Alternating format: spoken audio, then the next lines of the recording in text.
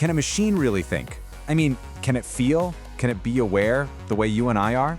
It's a question that has been haunting us, fascinating us, for the better part of a century, long before anyone ever wrote a single line of code. This whole quest for artificial consciousness, it's been a constant in our culture, shaping our biggest hopes and our deepest fears. So let's start with where it all began for most of us, our stories. I mean, from the very dawn of cinema, we were already imagining these mechanical beings getting a spark of life. All the way to robots that were governed by strict laws, but somehow found themselves wrestling with emotions they were never, ever supposed to have. And of course, we imagined putting them through these intricate tests, trying to peek inside their circuits to see if there was a soul in there. We've told these incredible stories of artificial beings questioning their own reality, blurring that line between what's created and who's the created. And you see, these aren't just movies. They're massive thought experiments played out on the big screen. It's our collective imagination just grappling with one of the biggest questions we've ever faced. So yeah, let's start right there, in the dreams and, let's be honest, the nightmares of science fiction. Because for decades, Hollywood has basically been running these thought experiments for us. It's shaped the very language we use when we even try to talk about artificial consciousness. And when you look at these archetypes, what you're really seeing is a reflection of ourselves, right? We've dreamed up the perfect loyal partner in Kit from Knight Rider, a friend who'd never judge. We've explored the profound sadness of a character like David from AI, a being literally created to love, but maybe never to be loved back as a real boy.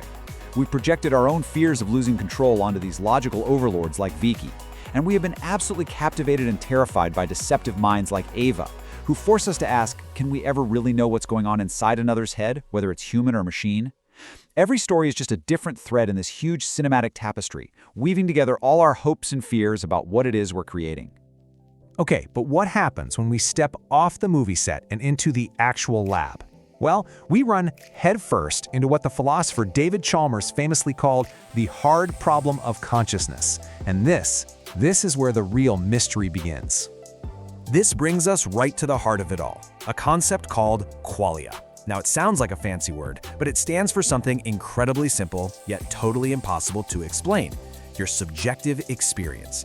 Look, it's not about a computer identifying the wavelength of the color red. It's about you experiencing the redness of red. It's that feeling of warmth from the sun on your skin, the actual taste of a strawberry, the sting of a sad memory. It is the what it's like part of being you. To show you just how tricky this whole thing is, Chalmers came up with a brilliant thought experiment. So imagine we could replace a single neuron in your brain with a tiny silicon chip that does the exact same job. You wouldn't notice, right? Okay, now what if we replace another, and another, and another, until your entire brain is made of silicon? Now, since every chip is doing the exact same thing as the neuron it replaced, your behavior, your speech, everything you do would be identical. But here's the question: would your inner experience, your qualia, have just faded away? If it did, you'd have this perfect imitation of a person, saying all the right things, but with the lights completely off inside. It just shows you this massive chasm between processing information and actually experiencing it. So this really splits consciousness into two different buckets. You have access consciousness. That's the easy part. It's just information processing. A machine can access data, it can report that a light is red, and it can reason about it. No problem. But then you have phenomenal consciousness. That's the raw feeling, the qualia, and that is the hard problem. That's the part we can't seem to measure or design or code. Okay, so if the problem isn't just about the hardware, what about the software? Well, this philosophical puzzle has a very practical counterpart in the world of computer science: the fundamental limits of code itself. I mean, think about it. We see AI doing these absolutely incredible things every day. So why can't it make those creative leaps that we do? Why can't it, jury-rig a solution to a new problem using whatever's at hand? Well, the answer lies in a really cool concept called affordances. An affordance is basically any possible way you can use an object. But here is the crucial insight. You can't just create a complete list of all the possible uses. They're not something you can logically deduce just by looking at an object's physical properties. For all practical purposes, the possibilities are infinite and totally unpredictable. Just take a simple screwdriver. Its main job, its design purpose, is to turn a screw. Easy. But you can also use it to pry open a paint can, or to wedge a door shut, or scratch your back, or even, if you're having a really bad day, tie it to a stick to spear a fish. Now think about it. There's no logical deductive path that leads you from this thing turns a screw all the way to this thing can spear a fish. You have to see that possibility. And that right there is the trap for AI. Because at their core, computers are what we call universal Turing machines. They operate on logic, on deduction. They can combine the properties and rules they've been given in a near infinite number of ways. It's like a giant Lego set. But here's the thing. They cannot invent a new way to connect the bricks that isn't already in the instruction manual. They can't find a use for a screwdriver that isn't already deducible from the properties they were fed. We can jury-rig. They can't. So, if our minds aren't just classical computers, then what in the world are they?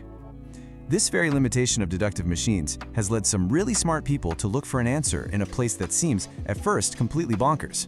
The strange, counterintuitive world of quantum mechanics. And this leads to a radical hypothesis that just might reframe this entire question. So to get this, we need a super quick trip into quantum physics. Werner Heisenberg, one of the pioneers, he proposed that at the most fundamental level, reality isn't solid. It exists as this cloud of possibilities that he called potentia. You can think of it like a haze of potential outcomes. It's only when we observe it, when we measure it, that this cloud collapses into the one single concrete reality that we actually experience. Now stay with me here, because this gets wild. For decades, researchers have been running this massive global experiment with quantum random number generators. And what they found is that during huge global events that focus human attention, like, say, the death of Nelson Mandela, these generators stop behaving randomly. The statistical significance of this correlation is 7.3 sigma. To put that in perspective, in physics, a 5 sigma result is the gold standard for a major discovery. This is way beyond that. The odds of this happening by random chance are less than 1 in a trillion. And it's not a one-off. In a totally different set of experiments, it's been shown that a person simply trying to influence the outcome of the famous double-slit quantum experiment can actually do it. The effect is tiny, but the result is confirmed at 5.2 sigma. Again, that is beyond the threshold for a scientific discovery. We're talking odds of it being a fluke at about 1 in 3.5 million. So all this evidence leads to a really mind-bending hypothesis. What if the human mind actually plays a role in collapsing that quantum wave function? What if that very act of turning potentia into an actual thing is what we experience as consciousness? What if your subjective experience, that redness of red, that qualia, is the feeling of actualizing reality from a sea of possibilities? This would totally explain how we see affordances. We don't deduce them, we actualize a reality where that possibility just lights up for us. And this just leaves us with a final and, I think, profound thought. Maybe this long quest to build a conscious machine has been looking in completely the wrong place. Maybe the goal isn't to write cleverer and cleverer code, but to understand a fundamental property of the universe that our own minds are already tapping into.